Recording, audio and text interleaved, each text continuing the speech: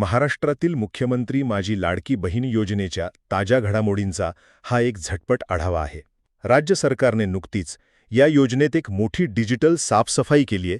त्यामुळे तुमचे पैसे का अडकलेत आणि ते लवकरात लवकर कसे मिळवायचे हे समजून घेणं प्रत्येक लाभार्थीसाठी अगदी महत्त्वाचं आहे.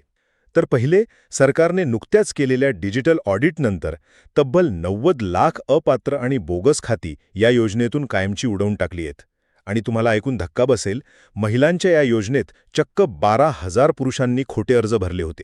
पण आता प्रश्न असा पडतो की या कडक तपासणीत एखाद्या खऱ्या गरजू महिलेचं नाव चुकून वगळलं गेलं असेल तर तिने नेमकं काय करायचं?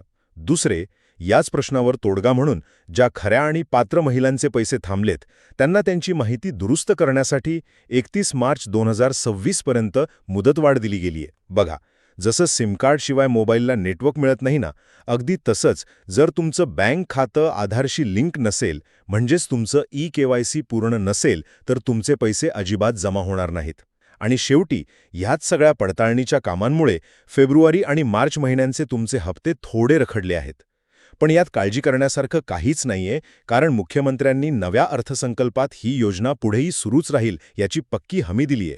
आणि लवकरच पात्र महिलांच्या खात्यात 2 महिन्यांचे मिळून थेट 3,000 रुपये एकत्र जमा होण्याची दाट शक्यता आहे. थोडक्यात सांगायचं तर, सरकारने बोगस खाती बंद करून सिस्टीम स्वच्छ केलीय.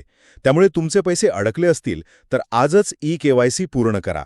म्हणजे तुमचे रखडलेले हप्ते सुरक्षितपणे थेट तुमच्या बँक खात्यात येतील.